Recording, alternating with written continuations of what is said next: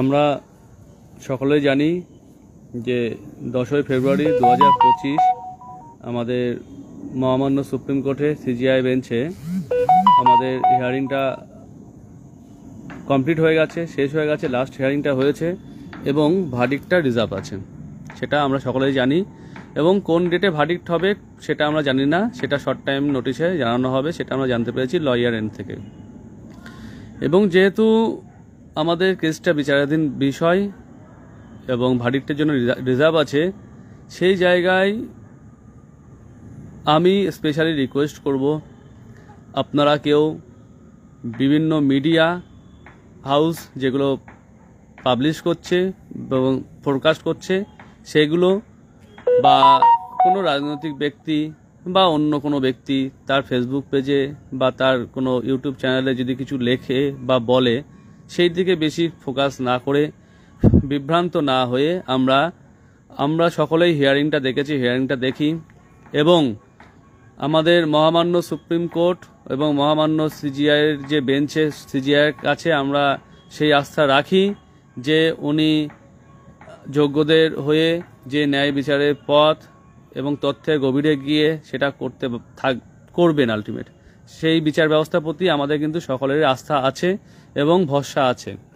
সেই জন্য বলবো, আমরা যেটা দেখলাম কোর্টরুমে হিয়ারিং, সিবিআই কিন্তু খুব সুন্দর তার তথ্য তুলে ধরেছেন এবং এসএসসি সেই তথ্যগুলো মেনে নিয়েছেন।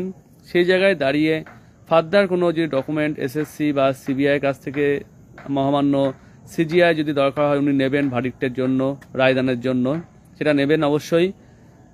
কারণ যেহেতু সিবিআই ইনভেস্টিগেশন অথরিটি আছেন এবং এসএসসি আমাদের রেকমেন্ডিং অথরিটি ছিলেন, তারা অবশ্যই তাদের দায়িত্ব থাকে এবং সিজিআই যদি মনে করেন অবশ্যই নেবেন। ওই জন্য বলবো এই সময়টা খুবই গুরুত্বপূর্ণ সময়। এখানে প্যানিক হওয়ার মতো অনেক সিচুয়েশন থাকবে এবং অনেকে মিসগাইড করবে। সেই জায়গায় দাঁড়িয়ে আমরা কোনো বিতর্কিত মন্তব্য আমাদের অফিসিয়াল ফেসবুক পেজে বা আমাদের বিভিন্ন জায়গায় গ্রুপে লিখব না, যাতে সবাই প্যানিক হয়। আমরা ভরসা রাখবো এবং সময়ে অপেক্ষাটা করব।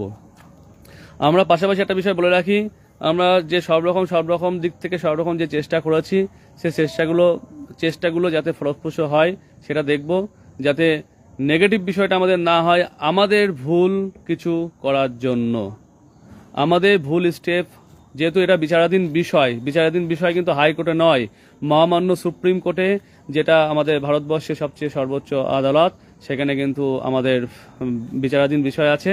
সেই জায়গায় দাঁড়িয়ে আমাদের ভুল স্টেপ, ভুল পোস্ট কিন্তু আমাদের জন্য বিপদের কারণ হতে পারে।